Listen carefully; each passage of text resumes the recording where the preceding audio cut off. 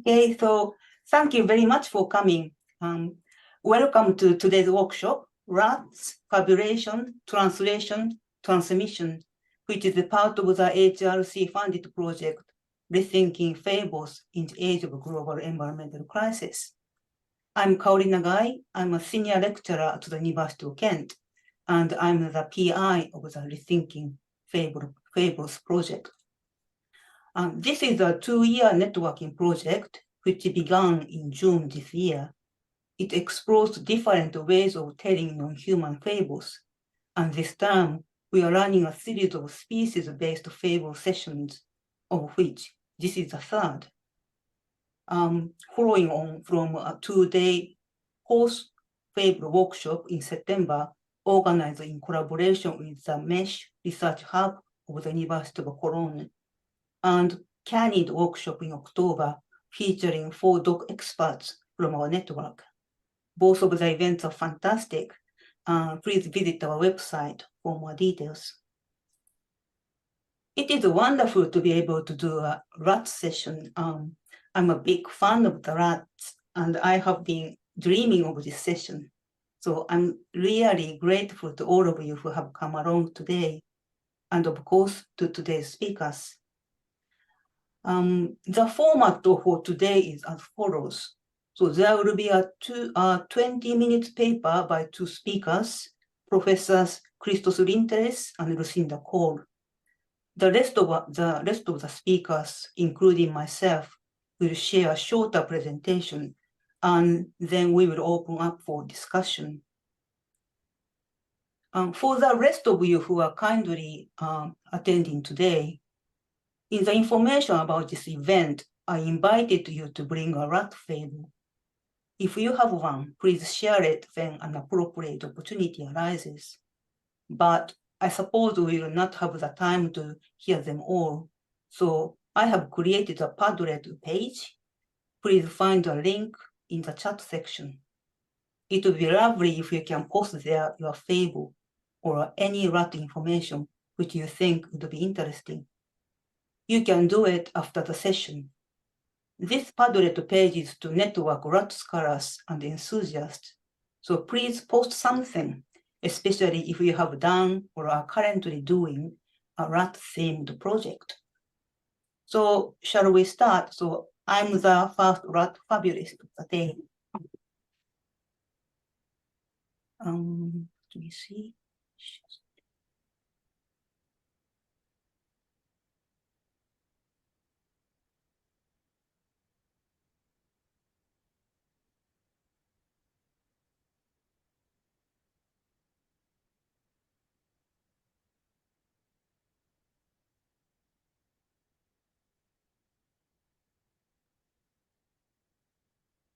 Can you see the slide?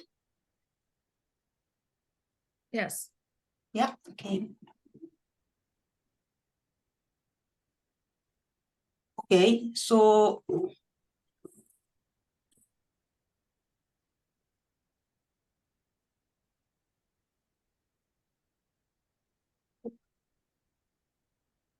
fables, according to Derrida, are the history and theater of anthropomorphic taming, which should be avoided. But I wonder. Of course, it is true that the fables, by their nature, are anthropocentric. In a typical fable, animals or inanimate things speak and like humans, embodying human characteristics and values. Fables also tame animals into stereotypes, such as foxes being crafty, owls being wise, and dogs being loyal, which can lead to misrepresentation and mistreatment of other animals. But it is my belief that fables with which we have shaped our perceptions of animals have been equally shaped by them. For instance, if fables anthropomorphically tame animals, we have learned that art of taming and domestication through our relationships with animals such as dogs. Arguably, fables behave like dogs, which we think are particularly amenable to human taming. course, fables would require different types of training and might gallop, and spiders have taught us that fables are things to weave. Likewise, the rat is a model species which embodies the shape and nature of the fable. Like rats, fables are small, portable, and can easily multiply. And rats perhaps contributed to the political and satirical nature of the fable genre, as its destructiveness poses a threat to our societal values and norms. And much more than their cousin mice, rats are master travelers. They have spread all over the world, following human migrations, and their stories were translated and transmuted as they crossed borders, just like fables.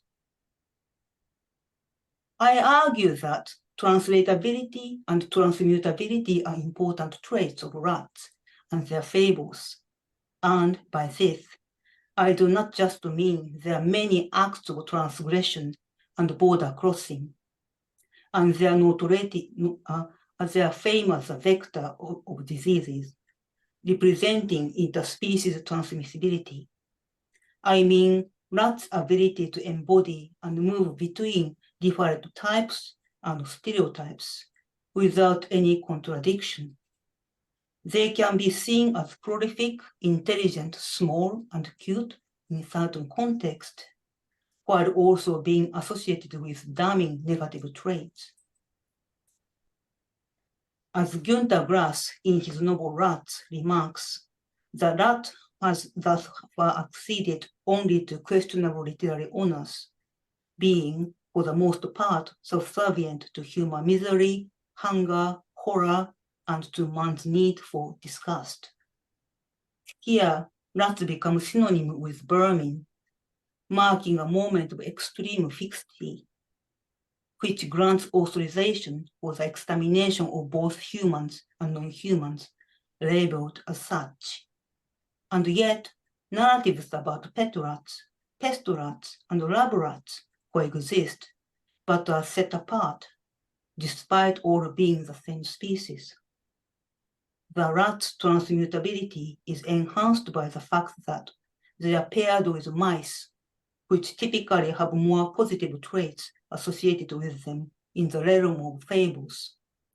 Many linguistic traditions do not distinguish between the two species, and rats get to keep the trait attributed to mice. The fable has been described as a space of transformation and metamorphosis. This usually refers to the fact that they feature humanized animals or animalized humans.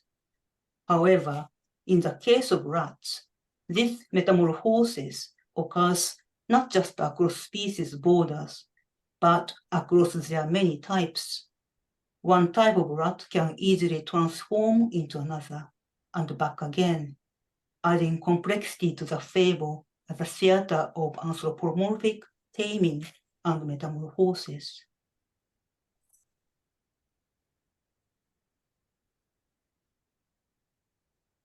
A very interesting case of this is Ratty, the water rat in Kenneth Graham's novel, The Wind in the Willows. This character is supposed to be a water vole rather than a rat, despite the fact that he is called a rat or ratty throughout the novel. I once thought ratty must be a brown rat because brown rats need to live near waterways, swim really well, and among their many names, such as Norway rat and Swedish rat, is water rat. But I now think that that is not the point. Despite the fact that ratty could easily be a brown rat, and ratty does look like a rat in the early illustration by Paul Branson, ratty is a water vole.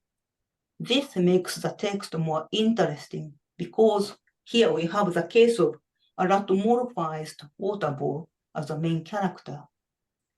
But I totally agree with Echo Patrick Chalmers, the Graham's biographer, when he says but no precisian has written, so far as I can find, to ask if the water rat was really a water ball, and if so, why not say so?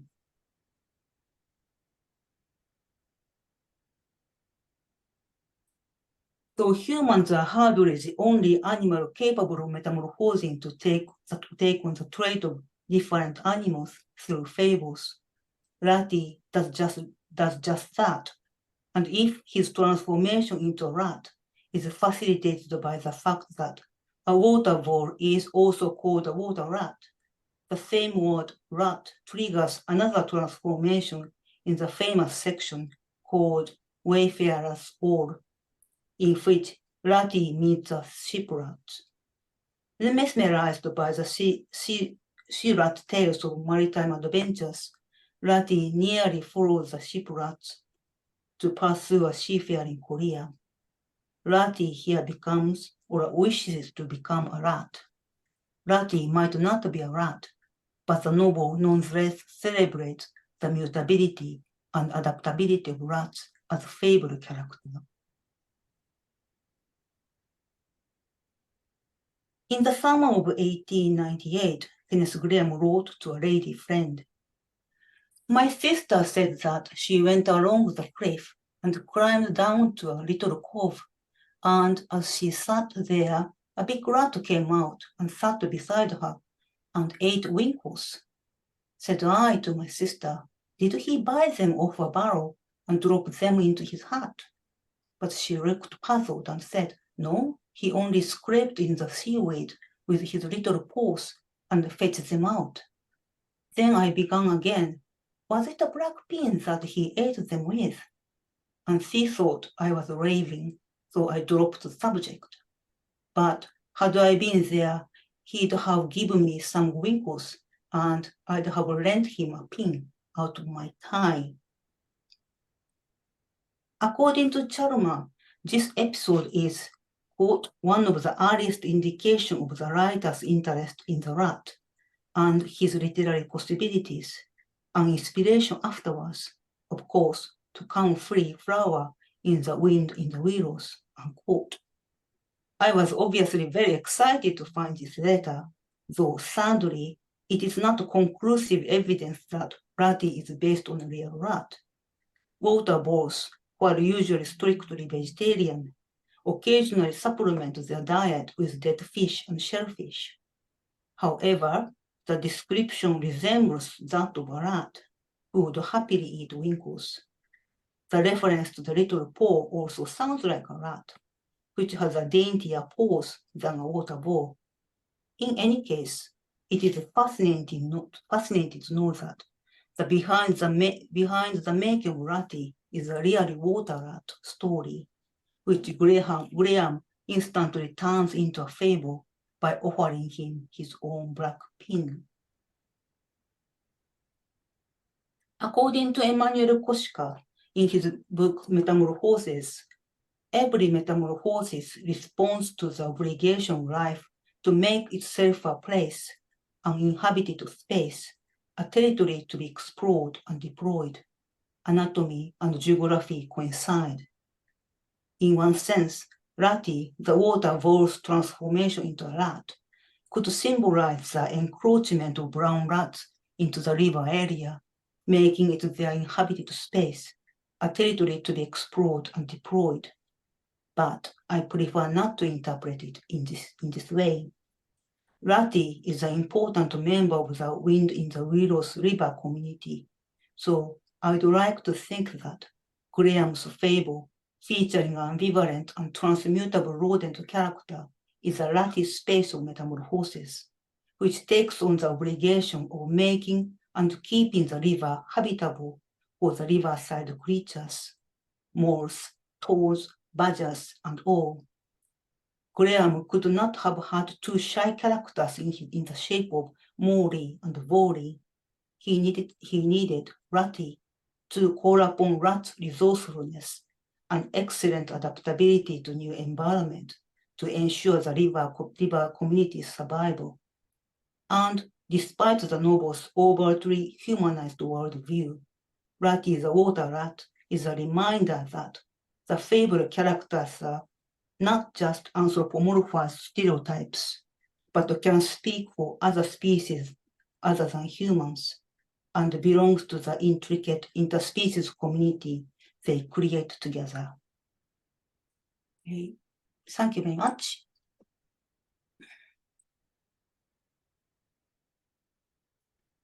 So next up is Professor Christos Lintres. He is a professor of medical anthropology at the University of St. Andrews. His research examines zoonotic diseases, epidemiological epistemology, and colonial medicine from historical and anthropological perspective. He is the author of 5 books, the latest being Visual Plague, The Emergence of Epidemic Photography, 2022. He is the PI of the Wellcome-funded project, The Global War Against the Rat and the Epistemic Emergence of Zoonosis. Through this project, Christos has been networking rat scholars already, and I collaborated with Christos to organize today's session. So thank you so much, Christos. The floor is yours. Thank you very much, Kaori, for the invitation, and it's great to be here with so many rat experts and more, and so many good friends too. So let's begin by saying that in this talk I will discuss 2 rat figures as these emerged in the context of the first 3 decades of the 3rd plague pandemic. On the one hand, the staggering rat, and on the other hand, the migratory rat. Now, the 2 figures have been examined in detail in my broader investigation of what I call how plague got rats, or how bubonic plague came to be associated with these animals as a zoonotic disease. However, here I'm more interested in comparing these 2 figures, in particular in terms of the ways in which their different kinetic dramaturgies fabulated rats as animals which are ontologically conditioned by plague. Now, in terms of a general background, the 3rd plague pandemic was a global pandemic of bubonic plague that originated in the Chinese province of Yunnan. And plague spread slowly from Yunnan during the 70s and 80s, southwest until it reached Hong Kong in 1894. There, the causative bacterium was identified, but the disease also found an ideal launching point for spreading across the globe, as you can see here. By 1900, plague had spread to all inhabited continents, and by the time it was declared resolved by the WHO in the 50s, it had brought about approximately 12 to 15 million deaths and massive political, economic, and other changes across the globe. Now, how was plague, let's say, related to rats? Until the 1840s, rats were believed to be vermin, as Lucinda will tell us, I'm sure. But although they were believed to be destructive in many ways, they were also believed to have one redeeming characteristic, that they were free from any disease. And so convinced were scientists about this that when British colonial doctors encountered indigenous Indian accounts of rat epizootics preceding epidemics of plague, of human plague in the Himalayas, in Kumaon and Gurwal in the 1840s, they wondered what miasmatic gas could be so potent that even rats died as a result. Now, conventional historiographies have it that the connection between plague and rats was first systematically observed during the inaugural outbreaks of the 3rd pandemic in Yunnan in the 1870s, with the rat then becoming scientifically established as a host of plague and its flea as the true vector of the disease in 1898 through the research of the Pasteurian Dr. Paul-Louis Simon in India. Now, my research for the Global War Against the Rat project has been aimed at showing that this has little to do with historical reality on the ground. And in a recent paper, I've shown that Simon's experiment was actually failed and he fabricated the results. Now, what I'm interested now is to access the actual, let's say, historical ethnographic reality on the ground. And to do this, we need to take a step back from the, let's say, historiographically established or hegemonic gaze on the rat as an epidemic protagonist or as an individuated agent of plague, so as to assume a new perspective which allows the archive to tell another story. And this is the story not of the discovery of the rat as the sine qua non of plague, a solo actor of the spread of the disease, a discovery that provided epidemiological clarity and rendered other foggy or confused or simply mistaken framings of plague transmission redundant, but rather the ever-shifting epidemiological entanglement of the rat with plague. So whereas the traditional story is one of identification and discovery, this one, perhaps all too predictably for an anthropologist, is one of relating. So the two figures examined in this talk form part of this process of relating, derelating, and re-relating, which is at the same time a process of fabulation. Let us then begin with a staggering rat. Now, the first systematic association with rats, of rats with plague, as I said, took place in Yunnan, where the third pandemic originated. Beginning in the early 1870s, missionary reports and letters associated outbreaks of a devastating epidemic in Yunnan, which was sometimes believed to be plague and others cholera and others malaria, with the end of the Panthay Rebellion, an Islamic insurrection that challenged Qing sovereignty in the southwest province of the empire and led to, I think, around 2 million deaths at the time. Now, missionaries and explorers wove together an image of war and epidemic-driven ruination in the province, with the discussion of plague being generally used as an appendix or support of narratives and stories around the ravages of the Islamic rebellion, especially, as we're talking about missionaries, as this affected local communities, local Chinese communities that had converted to Christianity. Now, French missionaries were the first to make the connection leading to the development of interest in ratfalls, preceding or accompanying human plague epidemics in the scientific community. So the way in which this was done is very, very complex. So I'm going to oversimplify here and just quote let's say the latter or the more developed version of this, which was by Father Fenouil of the Mission Étrangère de Paris, which was the biggest Catholic and indeed Christian mission in Yunnan at the time, who was recorded by a British punitive expedition in the region as saying, "Plague's approach may often be known from the extraordinary movements of the rats, who leave their holes and crevices and issue onto the floors without a trace of their accustomed timidity, springing continually upwards from their hind legs, as if they were trying to jump out of something. The rats fall dead, and then comes the turn of the poultry. After the poultry has succumbed, pigs, goats, ponies, and oxen successively die off." Just a footnote, none of these animals, apart from rats, actually get plagues. Let's keep that in mind. What soon developed was a complex and ethnographically intriguing intertextual exchange, where observations, speculations, and stories about rats and plague from a number of sources, Chinese converted priests, French gun runners, the said British punitive expedition, and other French missionaries formed a rich mytho-epidemiological matrix. Now, if this passage by Fenouil sounds eerily familiar to you, this is because it so much resembles a famous piece of literature from 70 years later. I'm not going to read it, but you may recognize these two passages from Camus' The Plague, which it's a bit bizarre, but they occur twice in the same chapter, and they all describe this image of the staggering rat performing, as it were, a pirouette, as Camus says, before dying in front of the eyes of his protagonists. Now, the source of the trope of the staggering rat and the fable, as it develops through the decades until it reaches Camus, is the first as the first systematic forging together of rats and plague, has in fact nothing to do with rats, and is no other than a very well-known passage, maybe even more known than the Camus one, from Boccaccio's Decameron, about the hogs that die after playing with the rag of a plague patient. The Yunnan plague narrative borrows the image of the swirling hogs and transposes it onto rats.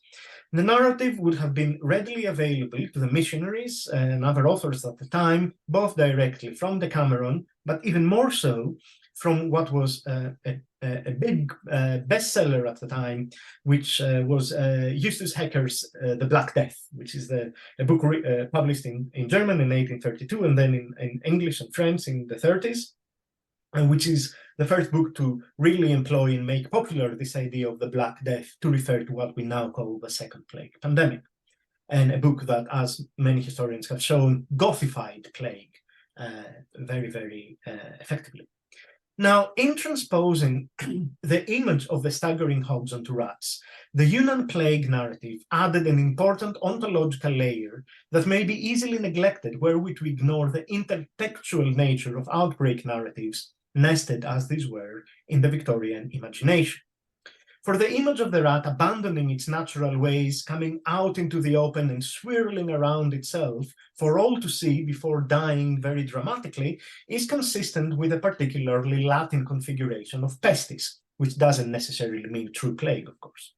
In Virgil's Georgics, in particular, and the narrative around the Noric plague, as Hunter Gardner has shown in the book Pestilence and the Body in Latin Literature, animals were depicted as transgressing the boundaries of their nature, a metaphor of civil strife or civil war in Virgil, and this was a result of pestis. Gardner explains how this transformation or transgression is brought about by means of the internal conflicts that riddle the bodies of plague victims, gradually playing themselves out. As birds and sea creatures abandon their natural habitats, predatory animals no longer stalk their accustomed prey, end of quote. Hence, the figure of the staggering rat in the 1870s, narrative about plague in Yunnan, may be seen as emblematic of the ontological and political affordances of intertextual narratives about pestis in which it was embedded. In missionary accounts, the staggering rat embodies a process of panolethria, from the Greek pan and olethros for everything and olethros for disaster, which was imagined to be taking place in Yunnan through cannibalism, famine, earthquakes, and war and plague. Far from being simply symbolic, through its emblematic behavior and movement in space, it's abandoning its true nature and revealing this metonymic ontological collapse to humans in a most dramatic manner. The figure of the staggering rat was a key part of a catastrophic experience of the end of the world, an eschatological experience for these missionaries that advocated conversion and colonization as the interlinked solutions to what its missionary authors saw as the double indigenous and natural challenge to empire and God. Now, this was a framework of the rat's relation to plague, in which colonial officers and doctors were well immersed at the time when the disease struck Hong Kong in 1894 and when Alexander Yersin discovered the bacterium. Initial medical interest in the rat was rather lacking, and Yersin, who discovered the causative agent, just mixed the rat along other potential vectors or hosts, such as flies, in his outbreak narrative or explanation of the epidemics. Rather, medical interest in rats took off with the arrival of plague in British India in the autumn of 1896. Though not yet considered to be a sine qua non of plague at the time, rats became gradually framed as what doctors at the time called agents of plague. The importance placed on rats in this respect varied from mild interest in them as co-patients to strong takes on their role in human epidemics of the disease. In all cases, however, rats function as what I have called epidemiological individuals. In other words, rather than being seen as the indispensable plague protagonists, a role developed after 1900, the rat was instituted as an epidemiologically knowable and actionable propagator of plague through investigating the complex ways in which it related to other potential plague agents. It was in the relation between rats, the soil, clothes, humans, and grains that the actual agency of plague was sought out and where anti-plague operations tried to intervene. Thus, in the context of the 1896 to 99 epidemics of plague in India, the movement of rats became a productive problem for framing the disease, not because they were seen as the only or even the main, or of course the main source of the bacillus, this was not the case, but because rats were seen as being uniquely able, as mobile vermin, long invested with notions of mischief, sagacity, and transgression, to connect different agents or agencies of plague both in and between localities. Epidemiological and public health concerns over what soon came to be known as the migratory rat were focused on two parallel but interlinked questions. Did rats spread plague from house to house? And did they spread the disease from village to village or town to town? In one of the first authoritative accounts of the epidemic, the Municipal Commissioner of Bombay asserted that the direction of the spread of the disease was, quote, preceded by a migration of rats from the parts of the city which were most affected. So struck was the commissioner by this reported phenomenon that he proceeded to make verbal inquiries among the local population. The results he acquired were said to be invariable. Following the plague outbreak at the center of Bombay, rats disappeared from this location and, quote, were observed in great numbers on the west and north of the city. For the commissioner, this was sufficient evidence as regards the origin of the outbreaks of the disease in these areas. One of the phenomena that perplexed those studying and managing plague in India was the alleged rapid disappearance of rats soon after the beginning of human epidemics in any location. This was a phenomenon that some reasoned could be explained as a result of rats migrating under the bane of an epizootic. In his article on the transmission of plague via rat fleas, published in October 1898, Paul-Louis Simon attributed the end of epidemics in a given area, at least partially, to the massive flight of rats, supposedly following the rise of an epizootic. While this may be good news for a given location, it was bad news for other locations, as it was feared that rat flight resulted in the spread of the disease. By the end of 1897, arguments that rats conveyed the disease from house to house and from district to district within a given location drew support from evidence systematized by the collector of Thana, A.C. Logan. Coining this process the rat's progress, Logan argued that rats introduced the disease in the broader Bombay area through a south to north exodus meant to evade plague, but effectively spreading it through successive quarters of the town, infecting one after the other. So this idea of the rat's progress provided a powerful tool for epidemiological reasoning. The migratory rat was thus seen as involved in what, following Charles Rosenberg, we can call a dramaturgical act of survival.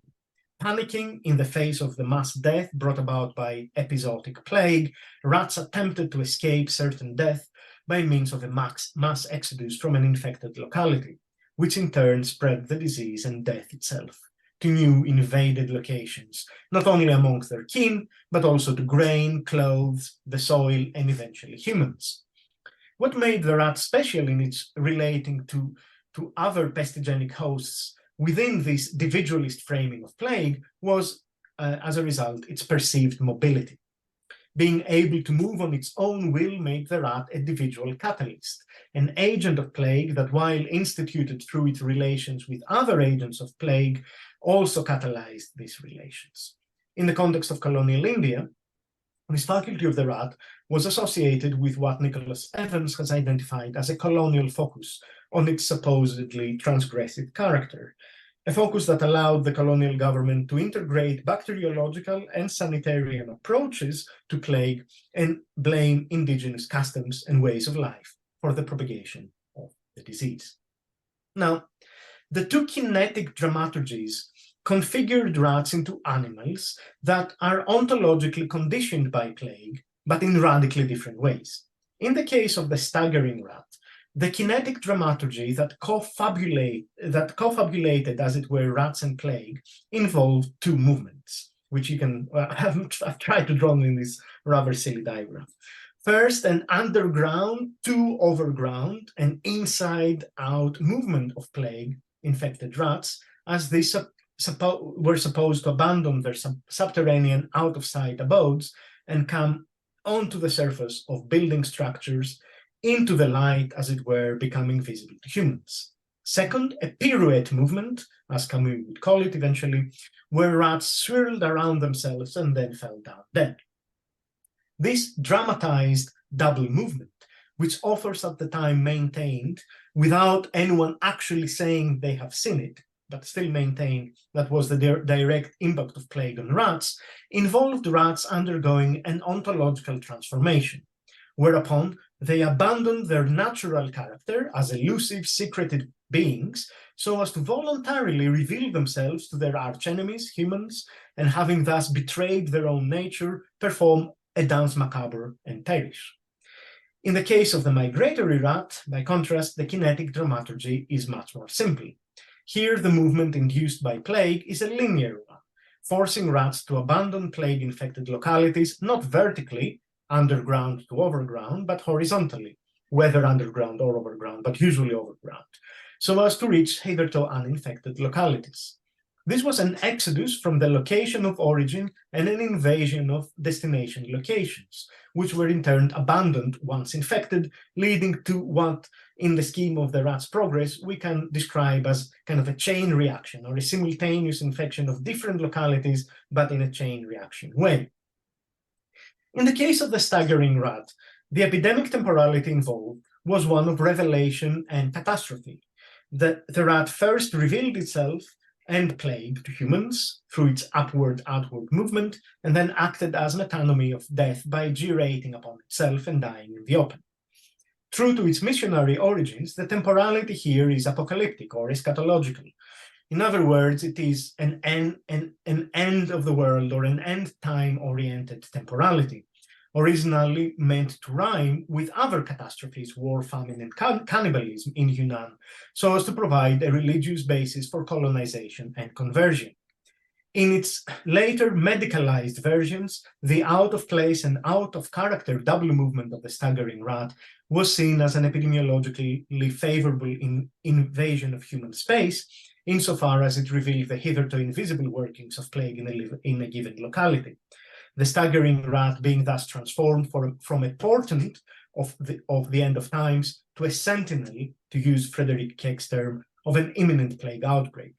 By contrast, in the case of the migratory rat, the temporality involved was one of perpetuity, the linear movement of the rat in space being also a linear movement of plague in time, with no end in sight.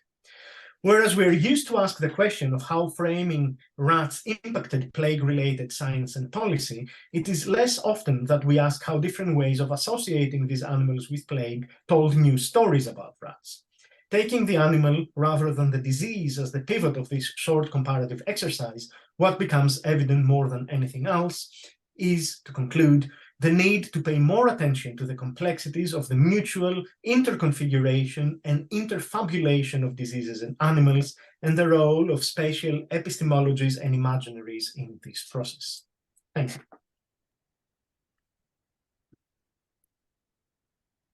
Wow, thank you so much, Christos.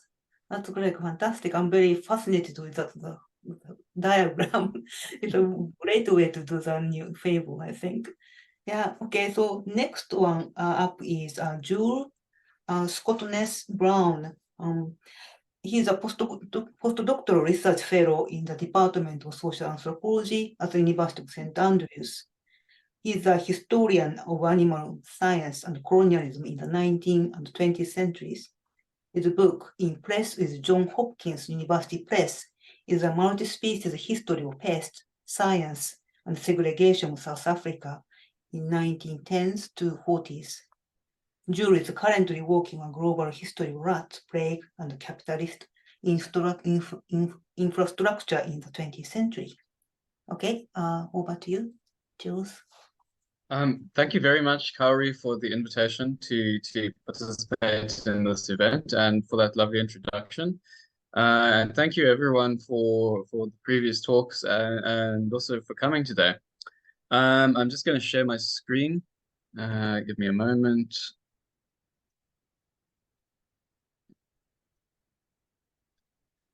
Okay, that should be sharing. Great. So the story I'm going to briefly tell you today is a response to Kaori's suggestion of talking about a rat fact that could be construed as a fable. The following is not exactly a fable, but more of an argument that in the late 19th century was considered by some to be a scientific fact, and which nowadays would certainly not be considered a fact. Nevertheless, it is one that features elements of fables, anthropomorphic animals, and a moral of sorts. It is a story of empire and evolution in which the anthropomorphism of brown rats was used to explain, justify, and naturalize colonialism. But before I get into this brief story, a tiny bit of context may be necessary. There we go. In the wake of Darwin's works of the 1850s to the 1870s, and especially the 1871 Descent of Man, which in its fifth chapter argued that so-called, and I quote, civilized nations supplanting barbarous nations, end quote, was a facet of natural selection, rats came to be surprisingly important figures in understanding the past, present, and future of British colonialism. Devotees of Darwin's works, particularly in colonial contexts, sometimes used brown rats to tell stories of the dominance of certain races, their terminology for rats, over others, and to naturalize colonialism as a facet of evolution. By the 1870s, rats were already considered great travelers who accompanied Europeans around the world and co-colonized new territories. They were known to be invasive and to threaten local fauna, perhaps most famously in the case of the island of Mauritius, where rats were blamed for the extinction of the dodo, an animal synonymous with extinction. With this context in mind, I'll spend the remainder of my time telling one of these stories of rats and imperialism, first presented in June 1870 by Walter Buller, a New Zealand-born lawyer and naturalist known mostly for his ornithological work. That is him depicted in that painting. To his audience of scholars and members of the Wellington Philosophical Society, Buller told a story of an indigenous New Zealand rat and its struggle to survive in the context of colonial modernity. Within living memory, there existed a small frugivorous rat in New Zealand. This animal abounded in such numbers that Maori people regularly hunted it as an article of food. Certain wooded areas teemed with this rodent, and at specific times of the year, hunting parties of as many as 100 people trapped and caught these animals in a systematic manner. Thousands of these rats were captured and eaten or preserved in their own fat for future use. With mass immigration from Europe, the indigenous New Zealand rat's fortune swiftly changed. As colonialism accelerated, so too did the migrations of what he called the Pakeha rat, the brown rat. This large animal, often anthropomorphized as an aggressive and sometimes murderous colonizer, commenced a campaign of what Buller called extermination against the indigenous rat, through attacking it and devouring, quote, everything that comes in its way, end quote. What the ferocious brown rat, also in his words, had done to the black rat in the British Isles was being repeated in New Zealand. It had, quote, actually worried to death its less powerful relative. And by worried, he means sort of harassed or attacked. According to Buller, this evolutionary story of an aggressive rat exterminating its indigenous counterparts had important implications for relationships between colonizers and colonized in New Zealand. According to Buller, and here I quote again, Maori are accustomed to speculate on their ultimate extinction in like manner before the stronger Anglo-Saxon race, which is fast gaining ascendancy. As the Pakeha rat has eaten up the Maori rat, so will the Pakeha kill the Maori has already passed into a proverb, end quote. Whether or not Maori people actually believed this at the time, or whether this was simply an invention of Buller, he clearly believed that there was a connection here between the colonialism of rats and of European humans. So where lies the moral in the story of the so-called ferocious brown rat and its supposedly weaker indigenous relative? Well, perhaps unsurprisingly, this tale is as much about rats as it is about humans. For Buller, a scientist, scientist and lawyer, perhaps trying to justify or explain his own presence as an invader in a society far from Britain, The ferocious brown rat provided a far-reaching and perverse morality. Human colonizers were simply engaging in an inevitable process that was directed by nature itself. The replacement of supposedly weaker by supposedly stronger, in his terminology, races. What this meant to people like Buller was that colonialism was a natural process underpinned by evolutionary principles, and it was thus both impossible and undesirable to stop it. At the heart of this rat story of empire and evolution is then a dualism typical of British imperialism. On the one hand, it reveals the naturalized apologism for the inherent racism and violence of British Empire. But on the other hand, Buller's tale, which comes just before a taxonomic analysis of a rare specimen of the indigenous rat, also shows a profound sense of loss for dying species as a result of European greed for land and resources, all told through the figure of what he called the ferocious brown rat. Thank you very much for listening.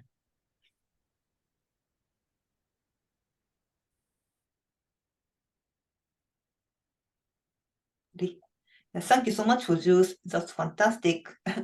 Okay, so next one is Rory. So Rory Hutchings is a PhD student at the University of Kent, founded by Chase and HRC. Rory's thesis, Bad Animals, Vermin, Health, and Modernist Literature, examines the presentation of the verminous animals in modernist literature and culture. Rory is a valuable member of the Kent Animal Humanities Network and is an editor of the School of English postgraduate journal, Literae Mentis. Okay, thank you. Over to you, Rory. Lovely. Thank you, Kaori, and thank you for inviting me. I took the challenge of finding a rat fable incredibly literally, and we have a story from Aesop, which I'm going to take us through. So I'll just share screen.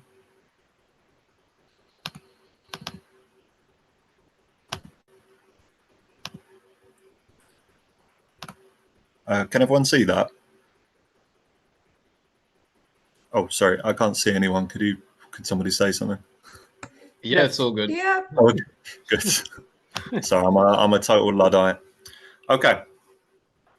So the fable I chose is titled "The Rat and the Elephant," and I'll just read it to you. So get comfortable. And as I say, it's a tale from Aesop. The Rat and the Elephant. A rat was traveling along the king's highway. He was a very proud rat, considering his small size and the bad reputation all rats have. As Mr. Rat walked along, he kept mostly to the ditch. He noticed a great commotion up the road, and soon a grand procession came into view. It was the king and his retinue. The king rode on a huge elephant, adorned with the most gorgeous trappings. With the king in his luxurious howdah were the royal dog and cat. A great crowd of people followed the procession, and they were so taken up with admiration of the elephant that the rat was not noticed. His pride was hurt. "What fools," he cried, "look at me, and you'll soon forget that clumsy elephant. Is it his great size that makes your eyes pop out, or is it his wrinkled hide? Why, I have eyes and ears and as many legs as he. I'm of just as much importance, and—" But just then the royal cat spied him, and the next instant the rat knew he was not quite so important as an elephant. And the moral we have at the end of the story: a resemblance to the great in some things does not make us great. So I chose this fable because I think it illustrates well a tension in our reading of fables between the plain or immediately didactic purpose of the fable and its manifold contrapuntal readings. At face value, the story of the rat and the elephant conveys a few simple messages. Stay in your place, don't get ideas above your station, pride goes before destruction, etc. Where I found this fable increased the significance of this messaging to me. It was amongst an online collection of the Aesop for Children, published by the US Library of Congress. Their about page explaining the collection reifies the function of the fable as chiefly didactic. Quote, Aesop's fables are a collection of stories designed to teach moral lessons. The fables remain a popular choice for moral education of children today. As Annabel Patterson sets out in Fables of Power, Aesopian Writing and Political History, 1991, the fable as children's instructive literature emerged from Renaissance humanist pedagogies. Pre- and post-Renaissance understandings of fabulous tales as satire, political commentary, and communication have subsequently been, and I suggest still are, being recovered. The situation then of my chosen fable on the pages of a well-curated established and establishment educational website speaks to these completing claims and deployments of the fable and upon the purpose and audience of fabulous literature. So back to our story. There are three main points that I sort of wanted to make with my own reading. Firstly, I view the tale as an allegory for state violence, in particular as demonstrative of Max Weber's famous formulation in Economy and Society, 1921, of the state monopoly on violence. A compulsory political organization with continuous operations will be called a state insofar as its administrative staff successfully upholds the claim to the monopoly of the legitimate use of physical force in the enforcement of its order. Violence in The Rat and the Elephant is not only rationalized through the rat's potential disruption of the smooth procession of power, the king and his retinue, but is deeply moralized.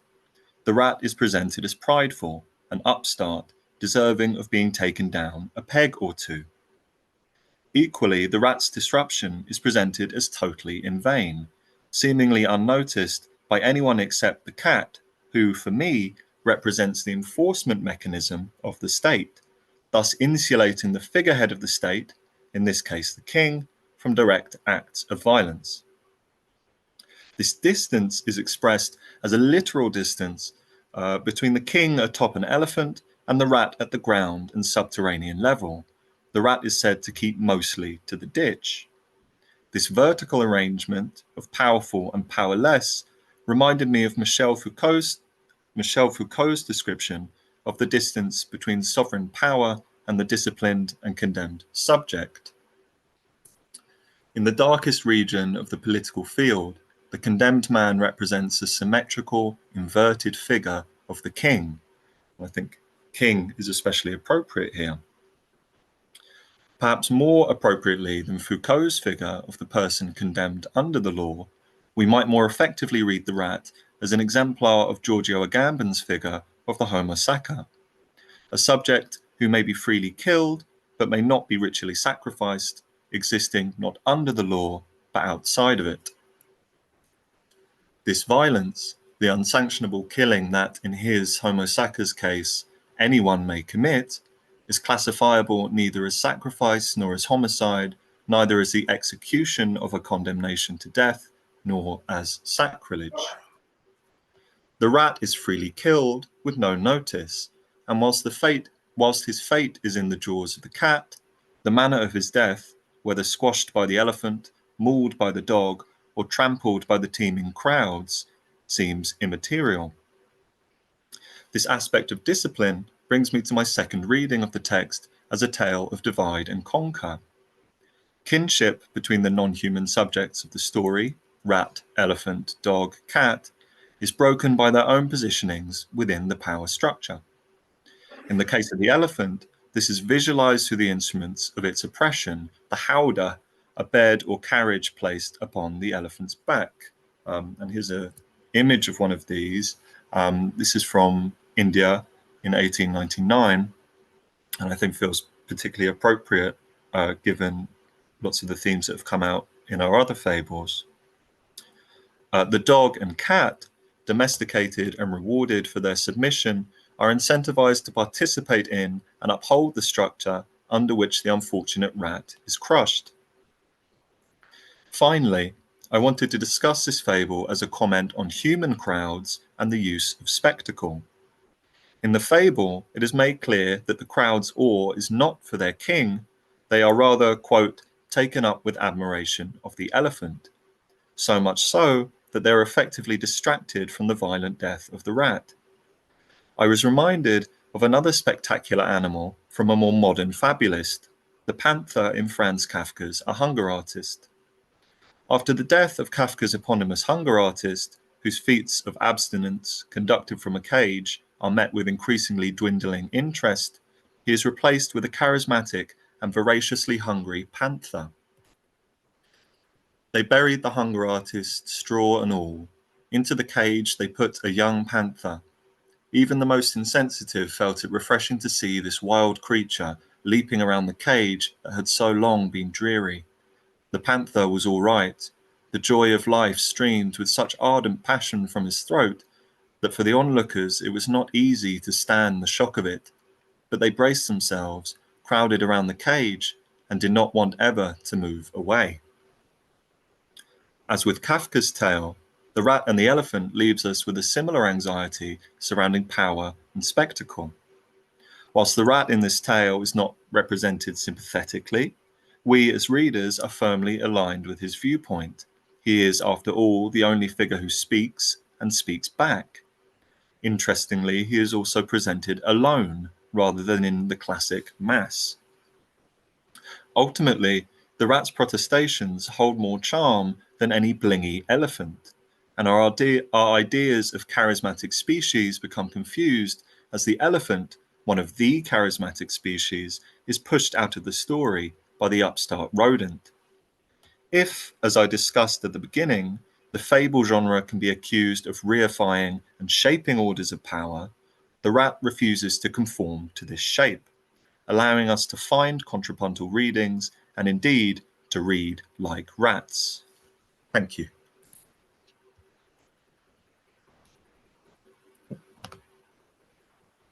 Yes. Am I off screen now? Yeah, thank you so much, Rory. That's Okay, quite, good. yeah.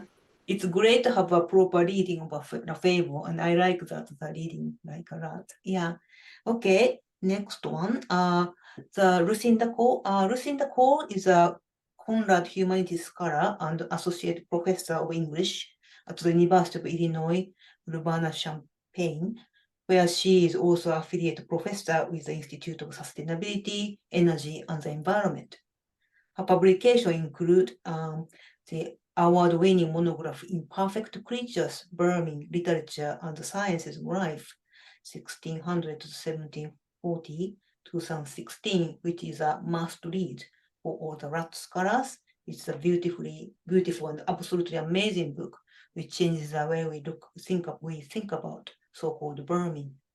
She is now finishing a book on cattle murrains, contagion, and the medical post-humanities. Okay. Now, yeah, Lucinda, over to you. Thank you so much, Cowrie, and thank you all for those papers, which have been fascinating. As Cowrie said, I've been working on cattle murrain, so this was an opportunity to get back into rats, and it's not an extension of my previous research, but it's what at the moment came to me. So here it is.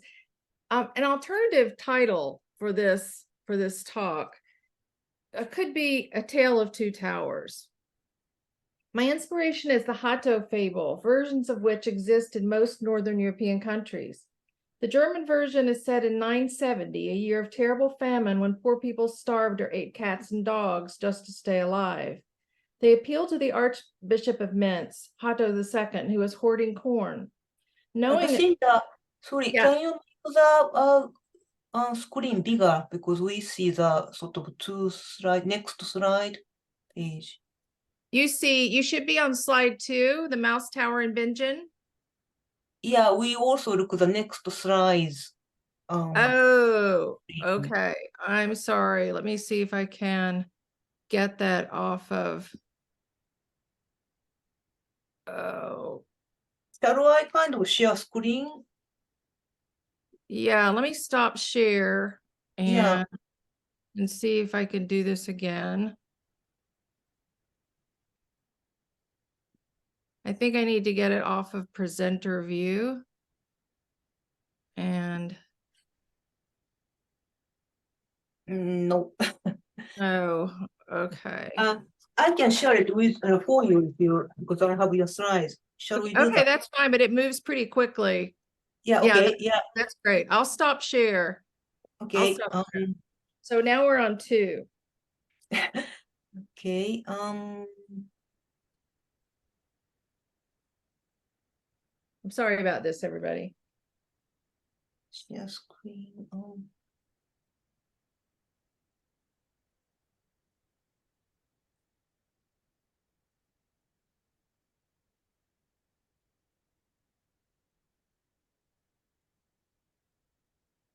Yep. Okay, so we're on 2. Anyway, Bishop Hatto, hoarding corn. Knowing the peasants planned to rebel, Hatto told people to assemble at the barn where he would feed them. They flocked into the barn, but then Hatto locked the doors and set it on fire. That's 3, Carrie. Returning to his castle, Hatto was besieged by mice. He fled to his tower on an island in the Rhine, but thousands of rodents following swarmed, in the words of the Romantic poet Robert Southey, helter-skelter through the windows, walls, and doors, and then they ate him alive.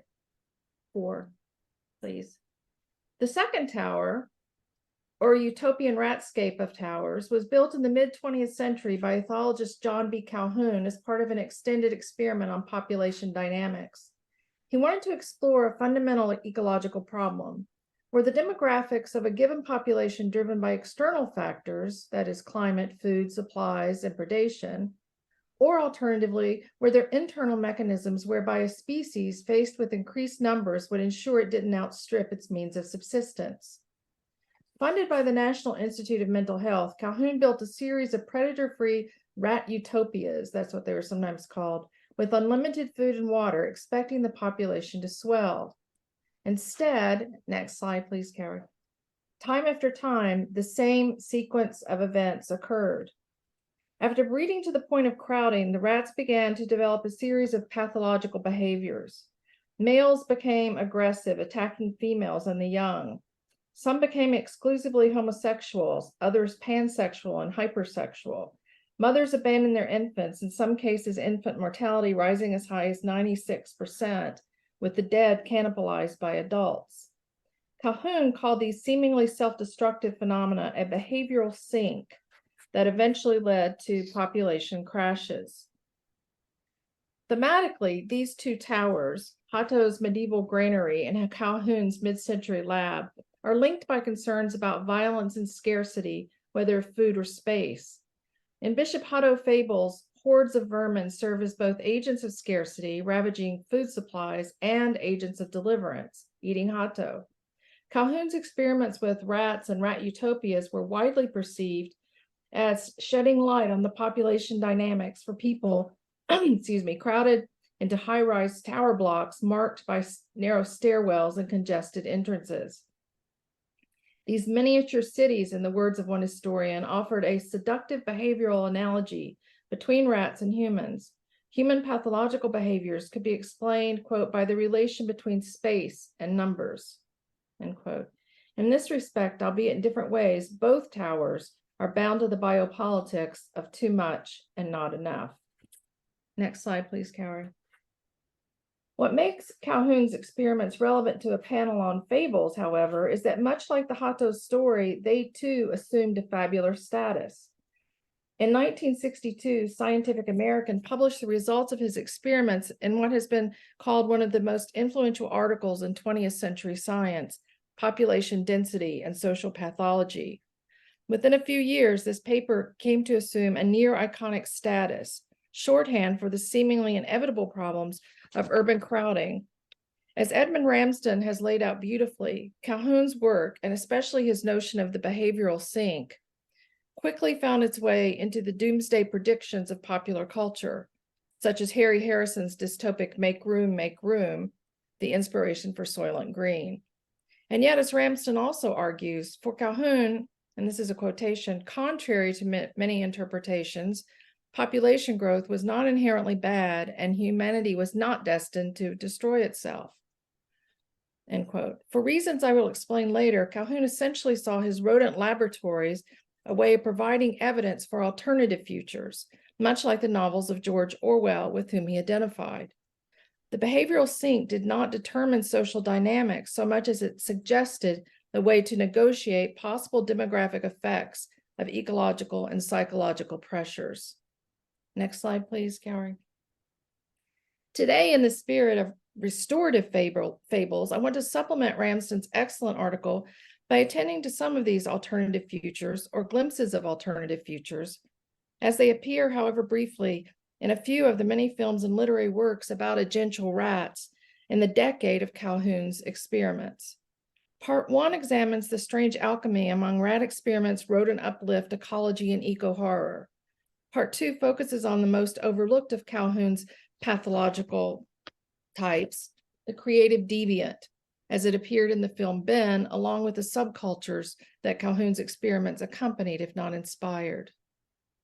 Next, please, Cowrie. The 60s brought with them a shift from fears about the monstrous effects of nuclear fallout to fears about ecological breakdown, about urban decay, to be sure, but also about irresponsible science projects and their effects on what was then widely regarded as the balance of nature. Next, please. Neither Calhoun's rat experiments nor the film and literature about cannibal rats can be disentangled from those ecological concerns, including concerns spawned by the growing use of toxic pesticides. Between June 1963 and March 1964, what came to be known as the Smarden Affair shocked both the countryside of Kent and the UK government. A pesticide firm associated with Rent-A-Kill Laboratories released fluoracetate, a rodenticide, into streams from which farm animals, wildlife, and pets drank. First 2 Labrador retriever puppies died, then 7 sheep, a goat, and eventually most of a herd of Frisian cattle, along with domesticated animals on nearby farms. The source of this poisoning was initially mysterious and the concern local. Within a year, however, over 12 government agencies had become involved. In September 1963, 75 to 100 dogs and cats were accidentally poisoned by the same chemical in Wales. After an employee at the Smarden factory was hospitalized with signs of poisoning, fluoracetate was banned under an amended Cruel Poisons Act. Smarden coincided with the British publication of Rachel Carson's Silent Spring, and the poisonings became symptomatic of what Jay Clark calls a sea change which beset science in the 60s. Public disagreements among scientists about the chemical industry and broader challenges to the public's faith in technocratic solutions to age-old problems posed by rat populations. Next, please. During this period, journalism, art, and literature became central to the frenzied conversations about vermin and vermin eradication. 5 years after Smarden, Stephen Gilbert, he was from Northern Ireland, published Ratman's Notebooks, a short novella featuring a sociopathic man who creates his own criminal enterprise, hordes of rats trained to steal and crush his enemies. This novella is a strange amalgamation of the Pied Piper and Bishop Hatto fables. When Willard has found a girl and amassed enough wealth to marry, he turns on the by now super intelligent rodents, first attempting to starve them out. He considers calling the city exterminators, the so-called rat destruction squad, fearing, however, that if he phoned rat destruction, they'd be, quote, out like a swarm of bees and could find his mask. He wore a mask in these heists, the mask of a rat. And Notebooks, Willard tries to poison Ben, the leader of the rats himself. Suddenly I had a flash. Why not poison him? You can get poison. It's free, as a matter of fact. They give it to you at the center. People put it down who haven't rats at all, just in case. It's the public-spirited thing to do. The poisoning doesn't work. By this time, Ben has learned how to read the notebooks. So like Bishop Hatto, Willard ends up being eaten alive. The detailed descriptions of freely distributed rodenticides in urban spaces, though, raise the possibility that, in the case of rodent infestation, the cure may be worse than the disease. Ratman's Notebooks, which is a complex and thought-provoking novella, offers a compelling narrative about vermin control, poisons, ecology, and technoscience. Next, please, Cowrie. On television, the BBC series Doomwatch, produced by some of the folks who wrote for Doctor Who, took aim at real and imaginary threats posed by technoscience. It featured the Department for the Observation and Measurement of Scientific Worth, led by one Dr. Spencer Quist, a man haunted by guilt for having worked on the Manhattan Project. In the episode Tomorrow the Rat, Quist and his team investigate attacks on humans by highly intelligent flesh-eating rats, capable, for example, of jamming traps with cutlery. It turns out that these ratus sapiens, that's what they call them, are being bred by another government scientist, Dr. Mary Bryant, who was working under the table to promote genetic purity, or as she puts it, eliminating the abnormal. After a debate on conflicts between scientific risk and scientific consequences, and after the rats kill 3 children, Quist persuades the prime minister to declare martial law, mobilizing local authorities and authorizing them to use all rodenticides. To hell with the Cruel Poisonings Act, Quist says, even though pets and other domestic animals will die. Here's his quotation. Sentimentalizing pressure groups, he claims, must go by the board because of the ability of rats to breed. The possibility of well over 500 million mutants, he says, in 6 months, and this justifies a war. Although his plan is successful, the irresponsible scientist Mary Bryant, again like Bishop Hatto, is devoured alive by her ratus sapiens. Next, please, Cowrie. While Tomorrow the Rat shares much in common with 50s sci-fi, its mutant rodents emerge in a period of growing environmental awareness. As you can see from the quotation on this slide, that at least was the way the London Times framed the episode in its report, calling Doomwatch a series, quote, widely recognized among knowledgeable British telewatchers as a semi-documentary drama of ideas. Apparently, in this particular episode provoked a sudden surge of worried calls from viewers, concerned about the verisimilitude of what they had seen on television. The line between science and fable was blurred, if not obscured. Next, please. So far, I have focused on popular responses to overcrowding, both in science and fiction. In the popular imagination, when rat populations began to outgrow their habitats and to compete with humans for food, or sometimes to feed on humans, science could afford only one solution: mass extermination through rodenticide. Although this urban pessimism was sometimes traced to Calhoun, he was, by contrast, deeply invested in bringing about a psycho-ecological perspective to bear on the built environment. In his mind, the kind of rampant overcrowding fictionalized in popular culture would take place neither in rodent nor in human populations, because before we starve, we'd all go mad and cease to reproduce. So Calhoun worked hard to harness the positive potential of population growth. Key to this positive potential are not the types he termed the beautiful ones. Those are rats that just groom themselves all the time. Pied Pipers, barflies, or Amazons. Those were presumably aggressive females. But creatures he called creative deviants.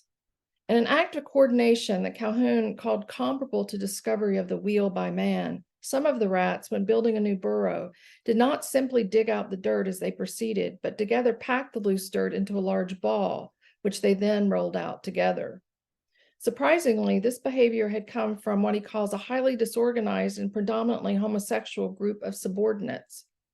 From Calhoun's perspective, this was creative and adaptive behavior, a byproduct of the abuse and repression they had suffered under the bullying dominant class of rats. Inspired by this example, Calhoun, quote, sought to design ever more intelligent and cooperative rodent communities. Next, please, Cowrie.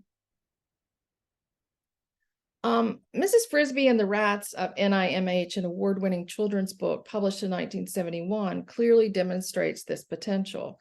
Briefly, a group of technologically advanced and cooperative rats have escaped the NIMH labs and have learned to live independently of humans in advanced cities, and they help some, another rat move her home. It's an enormously influential children's book. Next, please. Ben 2, the 1972 sequel to Willard, is markedly different in tone and genre from its predecessor, despite marketing attempts. In the first film, the relationship between Ben and the sociopath Willard Stiles is always fraught. Neither trusts the other. But when Ben meets 8-year-old Danny, a fatherless boy with a puppet theater, a harmonica, and a heart condition, they both save each other. Ben and his friends rescue Danny from the neighborhood bully, and Danny saves Ben, ultimately, from the police and firefighters who panic by hungry rats that break into markets and cheese shops to find food, try to poison, drown, and burn the rats alive. In the film, Danny composes Ben's song that, sung by Michael Jackson, became a standalone hit. Both Ben and Danny strike me as being creative deviants who work across species lines in ways more compatible with Calhoun's alternative future than, say, Willard. Calhoun argued that humanity had the opportunity to realize a conceptual and compassionate revolution in how societies and cities were or could be organized. As populations strained ecological limits, the only real solution, he maintained, was to increase conceptual space, a network of ideas and technologies that could ensure a limited but critical number of meaningful social interactions. Next, please, Cowrie. And one of the great ironies of science, at least to me, Calhoun lost funding for his rat experiments during the 80s when NIMH redirected its resources away from environmental solutions to the study on animals of mood-altering drugs for humans. Looking back, in conclusion, I tend to think the true progeny of Calhoun's towers were not the cannibal rats of the 60s, however much they relied on versions of his work that reinforced urban pessimism. Next, please. Instead, I'd suggest they include a number of punk and goth subcultures emerging in the mid-70s, many of which found in the rat both model and companion. One former punk from Bristol writes, when you mention rat or rats, a lot of people will think of the dirty and disease-riddled vermin that they have been portrayed as for centuries. For this reason alone, rats became the perfect companions for punks and goths. And there's actually a website where you can see, punks and goths with their rats. In addition to lending their image to punk houses, squats, clubs, and music, rats became a true companion species, even a fabular presence for an alternative future without hatos. Looked at from another perspective, thanks partly to Calhoun's fabling, cooperative, creative, deviant rats helped ground a new subculture that eventually went global. Last slide, please, Cowrie. So thank you, everybody. That's the end of it.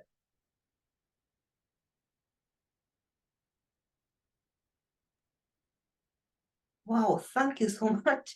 That's so much like, wow. Like I love Willard, but I never realized there's so many It was a fun research project. Yes, yeah, I love that punk rats. Have to look into it. Thank you so much.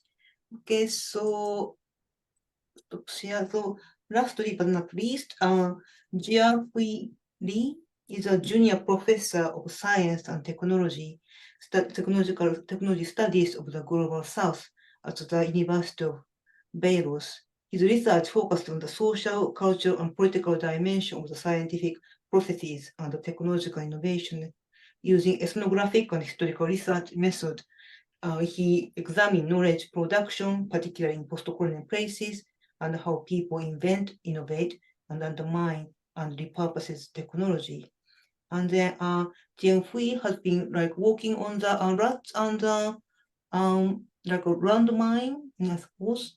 Yeah, and okay. Jian-Hui, yeah, please. Thank you. Thank you so much. So yeah, thank you, Cowrie, for organizing and putting together this really fascinating event. I've also been following Christos's and Jules's work for a while now, so it's really cool to see both of them present as well. And it's also really wonderful to meet Rory and Lucinda. And this presentation of mine, this fable of mine that I'm about to share, actually follows quite nicely Lucinda's presentation.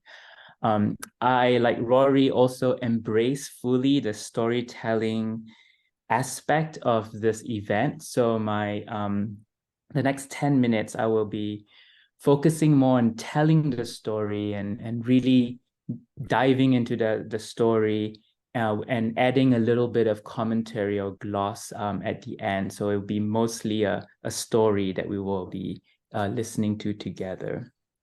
But before I begin the story, I just wanted to situate myself a little bit. So in the past, I have written about rodent control schemes in colonial Tanganyika, today known as Tanzania, where British officers puzzled over how to control rodent pests and disease carriers. And I thought I would continue this theme of rat control by punning and turning on or pirouetting against the phrase. So I would like to tell you a story about a rat in control of a human by occupying a person's brain and the ugly consequences that it reaped. So in 1958, the American science fiction author Rob Phillips published a short story, Rat in the Skull, in If magazine. And this story was later nominated for a Hugo Award. The psychological thriller tells the tale of a Dr. Joseph McNair and his wife Alice, who both live ordinary suburban lives and have children. Joseph's psychology research had not been given approval by the ethics board of his university. And so Joseph was convinced that non-human animals were capable of abstract symbol systems and therefore could think with words to form meaningful concepts. And he wanted to test this out in his laboratory, but was denied because his experiment was deemed unethical and inhumane. So without the ethics approval, Joseph and with his partner support, Alice, began to secretly experiment at home. And what they did was to select a rat at birth and immediately fasten the rat's limbs and paws and head to levers and pedals that controlled a human robot's mechanical movements. So for example, moving the left paw or the right paw would translate into moving the robot's lips, for example, so that the rat slowly begins to learn speech, but also to move and act and behave as if it were a human being. In this way, Joseph began to find the evidence for his research that when the robot becomes a natural extension of the rat's limbs, so that any twitch or touch or tackle that the rat made would automatically translate into the robot's movements. And as the robot or the rat grew up, the robot began acting almost as if he were or they were a human child of the McNairs. The McNairs named the robot and the rat Adam, and Joseph with his wife would raise him as a human child in their family alongside a younger child that they had called Paul. So as Adam, the young rat, learned to move its front legs, it also slowly learned to say and speak its first words, mama, followed by papa, and more. Alice and Joseph talked about the rat as if it were Adam's brain. A brain, Phillips writes, covered with short white fur. Every now and then, Joseph would tranquilize Adam so Alice could remove and bathe the rat. And to do so, they opened the glass orb that formed Adam's skull and removed the rat from its attachments. Alice would bathe the rat, Phillips adds, as gently and as carefully as any brain surgeon sponging a cortical surface. The climax of the story arrives when one evening, while the McNairs were out for a dinner event, their other human son, Paul, and his friends ventured into the study where Adam was asleep. Curious by the glass skull visible behind Adam's head, Paul reached in to remove the rat. This woke the rat up from its sleep, and in the terror of suddenly becoming disembodied, the rat soon realized that it was not actually a boy and could only scuttle maddeningly about until Paul placed it back into the skull. Adam had by then gone berserk.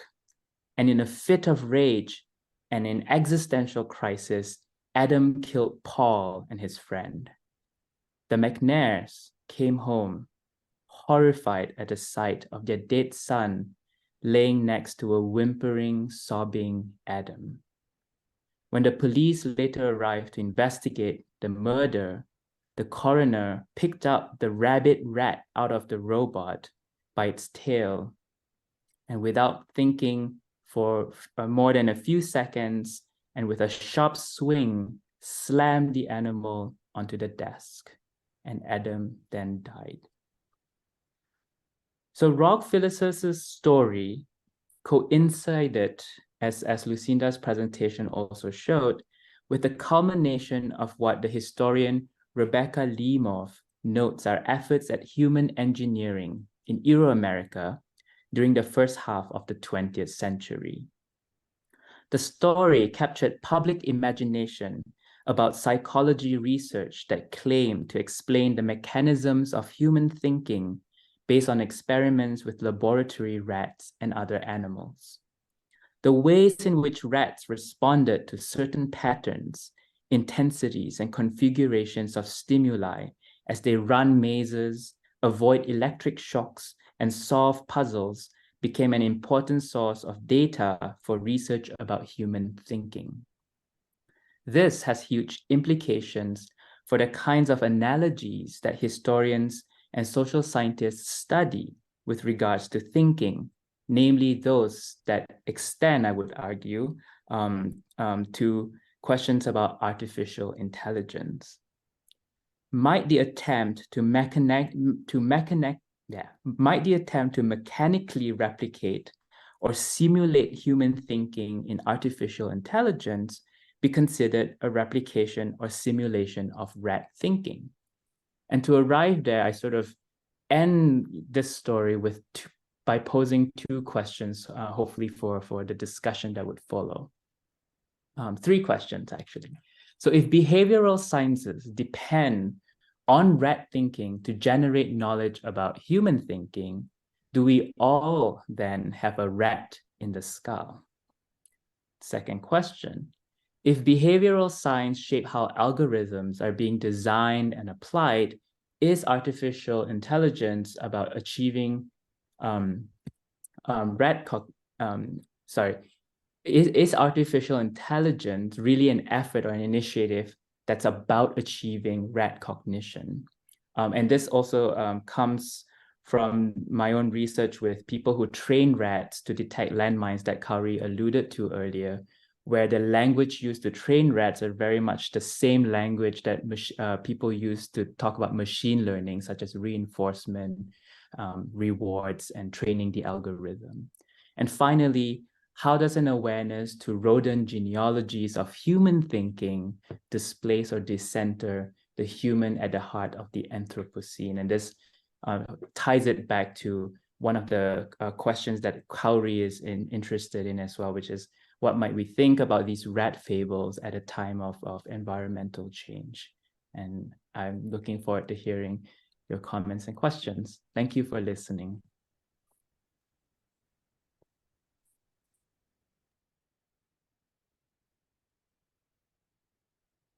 Wow, thank you so much. That's a very fascinating story, that rats and skulls. Yes. Okay, so yeah, so that's kind of end of our kind of storytelling. So we still have 30 minutes to have a discussion. Has anybody have any question you'd like to ask to any of the presenters?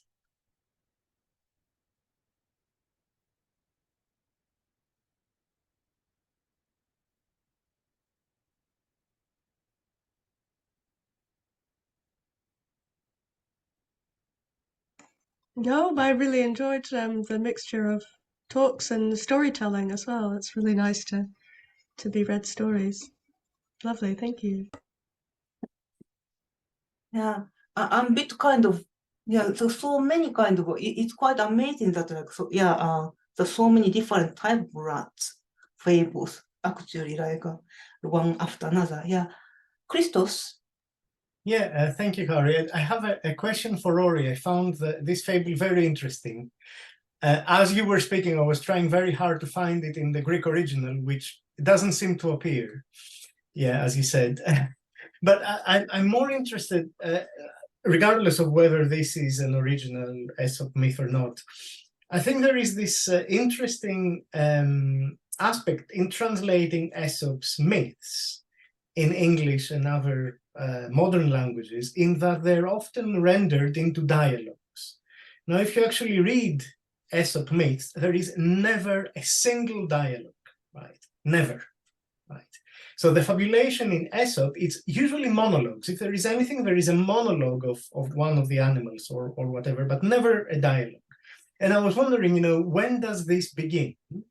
And what is it, what is it that leads to that dialogization of Aesop's myths or fables in French, German, whatever, English literature? And what does it do, to render these into dialogues, specifically in relation to the anthropomorphic aspect of it, right? Because dialogue is a very anthropomorphic thing. Perhaps a monologue or a thought is not so much so, or it's in a different way.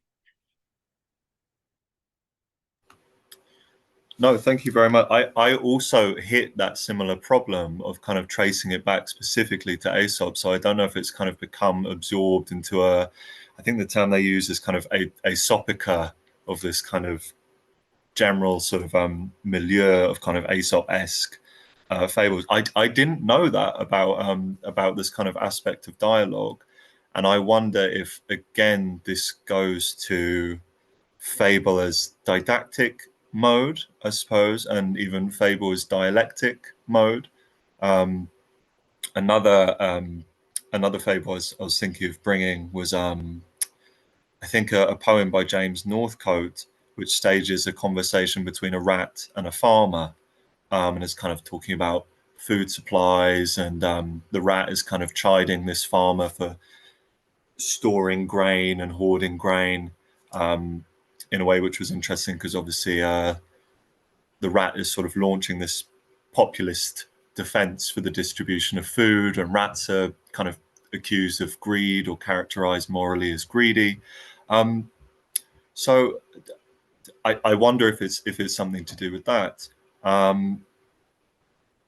Yeah, I'm not sure. I don't know what other people think of that. I need to think on that. Thanks, Rory. Yeah, and I'm glad you mentioned the didactic, because I can't remember. It's been a very long time ago that I read that, but I sort of remember that some Sufi school or another had used Aesop as a mystic text. So not at all didactic, but there is a mystic meaning behind the fable. So obviously there are many uses and approaches to Aesop possibly there, rather than just the didactic, which is the ones we use in the last 2 centuries or so.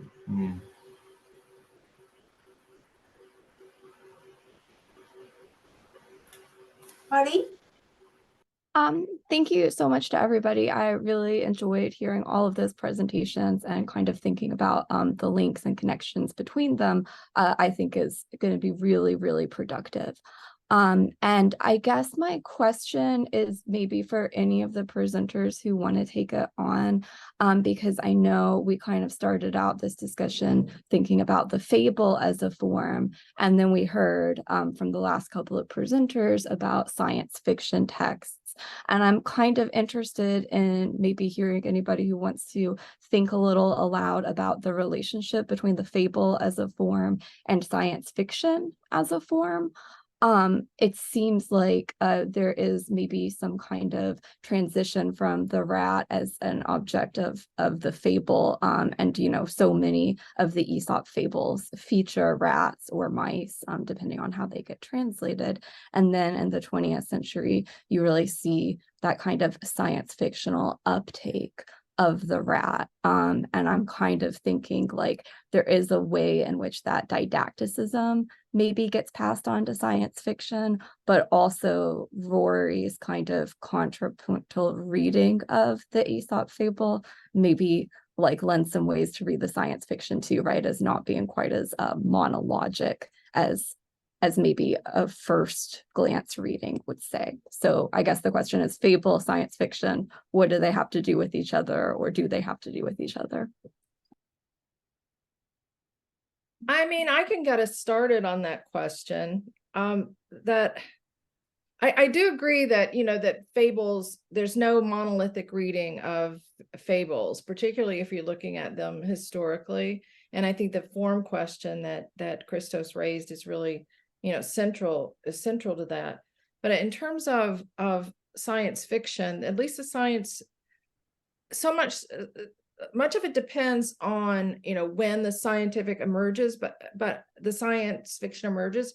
But I think a lot of it really is about, you know, alternative futures. So if it's didactic in a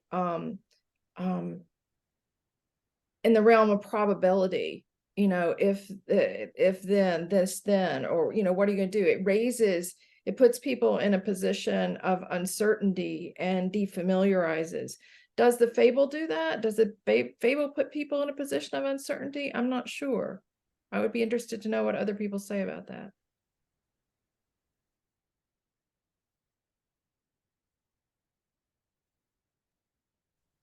Yeah, I think what really struck me was I haven't seen Doom Watch that Lucina described, but the idea of this ratas sapiens, and then how the rats end up killing children. That's definitely a theme in the Rat in the Skull by Rock Phillips as well. So there's not just an uncertainty, but there's also the killing of children seem to evoke also a sense of threat to the ideas of like homonormative family structure and the suburban lifestyle. So there's almost this commentary through the rat that's didactic, but in this sort of warning sense of like, beware the degradation of culture if technology takes over or becomes too powerful, which is what we're seeing again, I think, in a lot of the discourse around artificial intelligence today. And so I think there's that element of warning and unsettling the most intimate parts of what makes our identities comfortable, that comes out in these 20th century stories that maybe, I think with Plague is also present, I would say, I think, yeah. I don't want to separate the science fiction and fable so neatly, because I think even that the a very basic moralistic is of fable, it is a kind of space of speculative kind of a space which we cannot tell if we use the human characters. So I think the creating the speculative space in the sense every fable can be a science fiction, I think, and certainly by saying the science fiction, maybe we actually try to distance the fable's possibility to be a didactic, maybe I think, so to me, it's more kind of entangled, the relationship between them a bit more complicated. Yeah. Fabulation?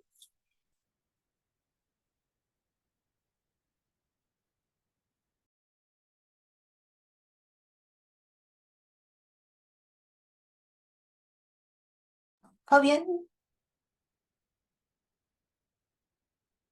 Your hands up. Not sure if you're speaking, but we can't hear. Yeah.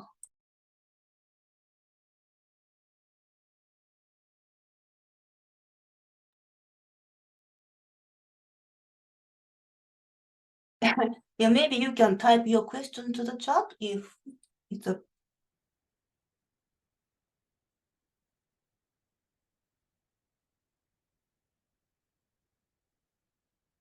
Yeah, okay, yeah. So anybody else?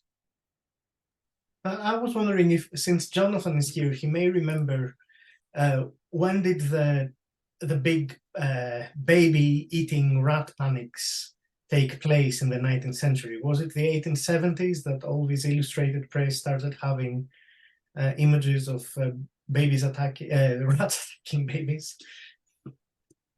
I wrote that book in 2007, and I've been kind of scrabbling through it, trying to remember things in this wonderful.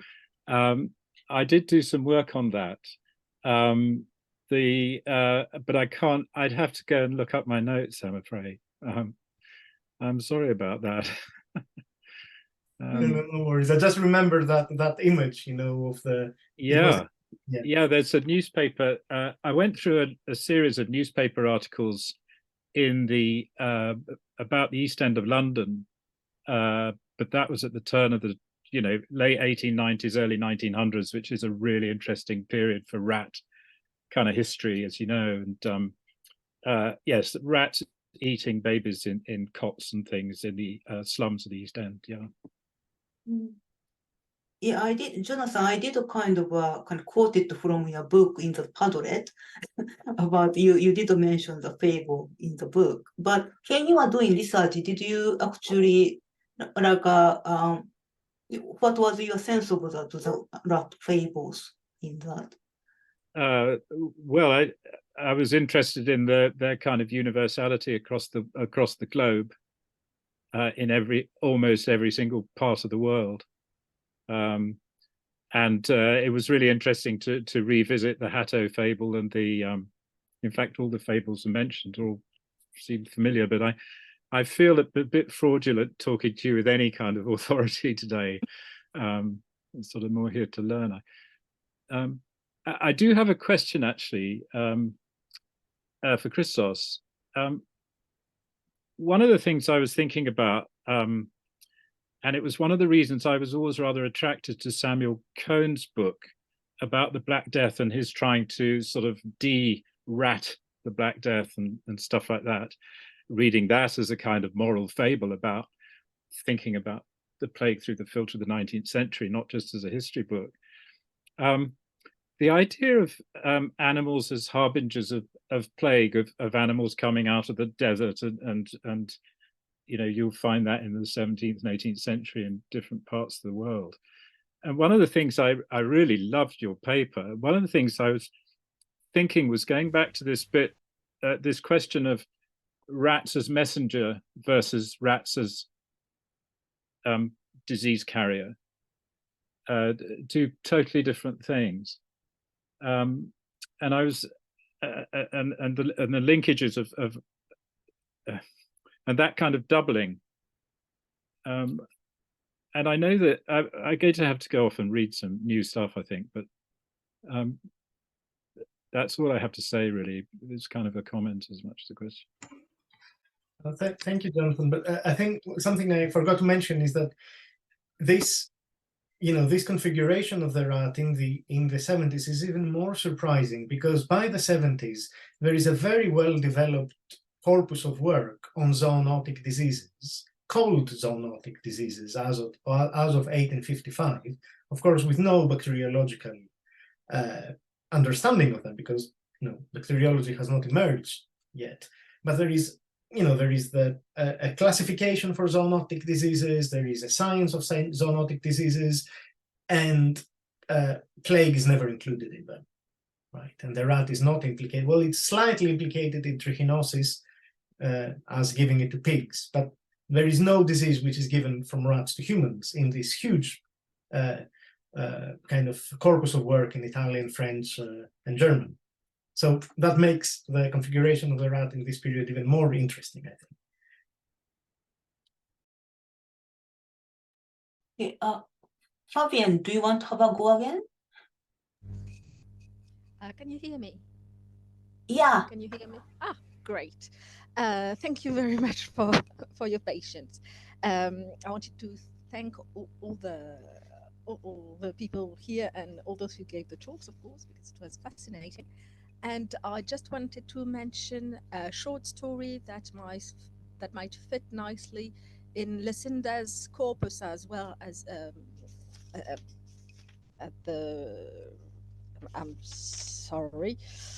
as well as Jules, and there's a short story called Lysenko's Maze that you might have heard of, that is written by Donald Wollheim. I will put that in the chat under the alias David Grenell, that describes a Soviet scientist that has fled to the US, trying to convince his colleagues of the fact that Lysenko, the scientist that the Soviet scientist and fraudster that contradicted Darwin, was right, and by trying to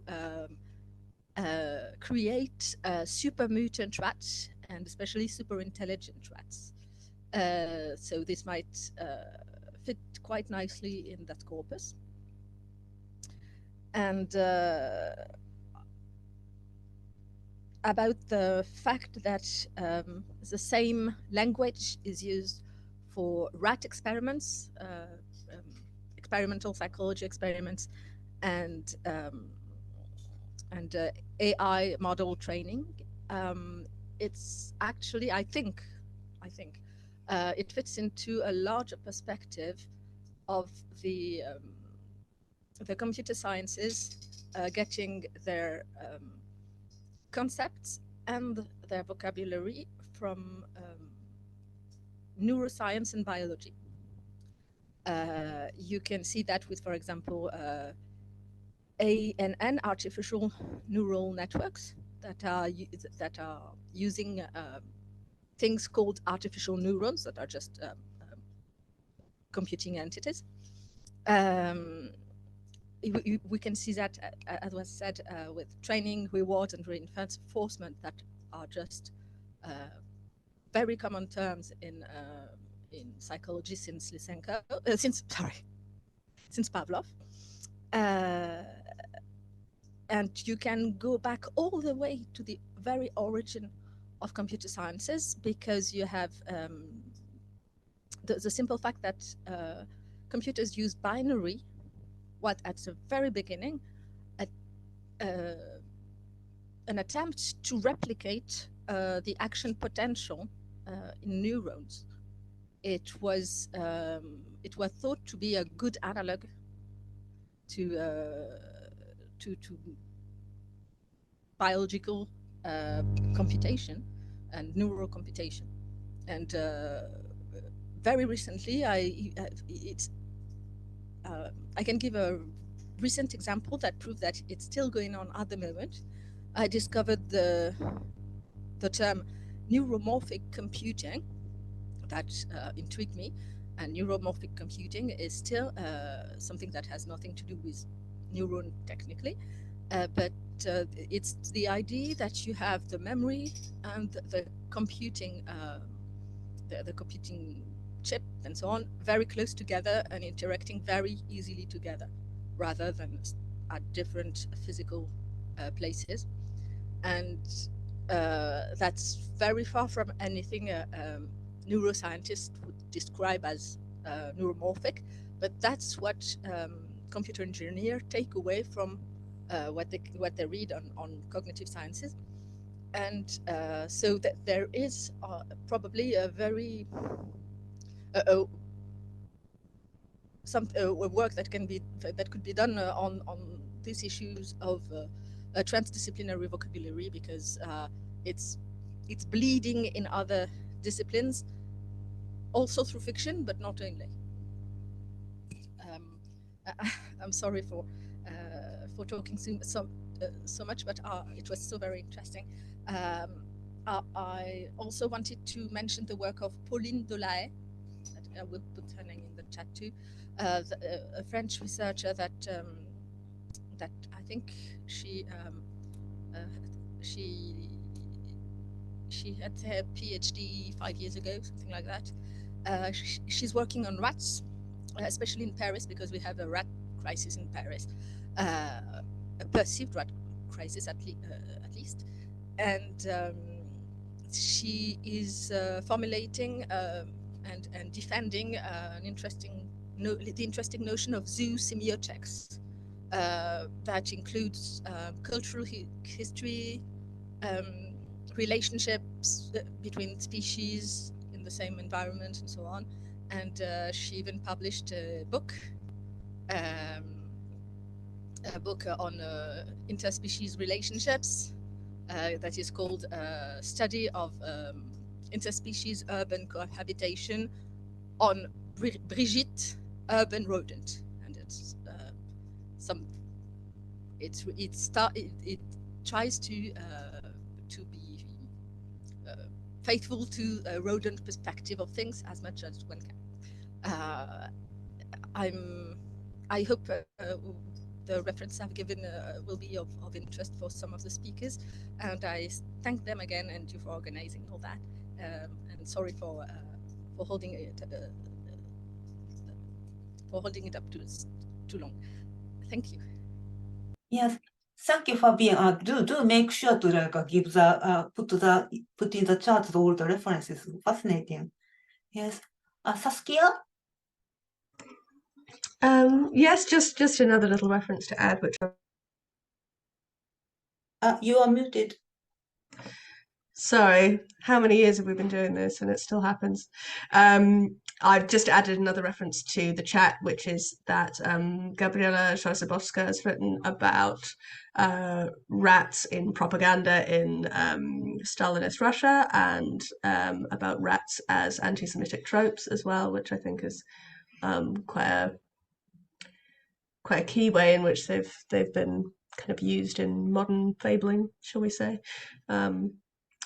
So yeah, that was just to pop that recommendation in there. It's yeah, it's good work. Thanks.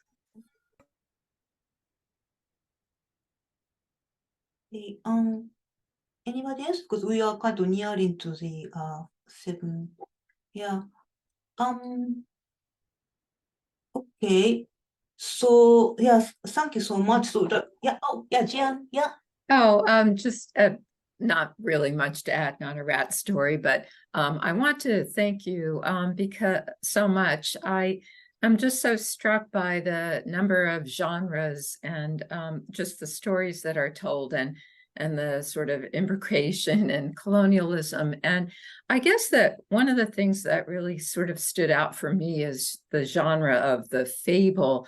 And I wonder if it's so didactic across cultures. I mean, if you even do like a quick Google Wikipedia, you see that there is a kind of genre in other places. So I'm curious to see the kinds of stories that are told. And in terms of the contrapuntal reading, I really like that. And I was reading one piece on the genre about how that was speculating on how Aesop's contemporary audiences would have read it. And of course, they are kind of, supporting and affirming state power. But when the slaves heard these genres, how did they figure themselves into it? And so anyway, that also got me thinking about, how fables operate and globally and across cultures. And so anyway, that's something that I'm thinking about in terms of my project with stray and street dogs. And then just 2 more things. I'm very mindful. I also live near New York, and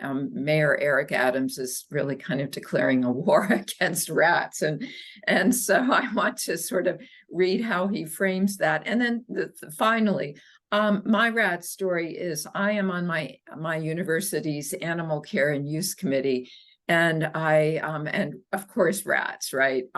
But the story I have is that we did a lab inspection, and so the head of the lab showed me the mama rat, one of the mama rats who had just given birth, and it's true that scientists may operate on them, but they were just sort of showing me, he and another person were showing me this mama rat with such maternal, I don't know, feeling. And I was so kind of struck by that because I basically am the one who reads the protocols and thinks, oh, what am I supposed to do here? And so I was just kind of struck by the relationships that especially the lab manager has with his creatures, the creatures in the lab. And it seems that the rat really generated more kind of more affective feeling, but more kind of love than I had seen. So anyway, I'm kind of, constantly thinking about that. I teach Animal Planet classes. My students who have rats as pets seem to speak with even greater fondness than those with dogs and cats. So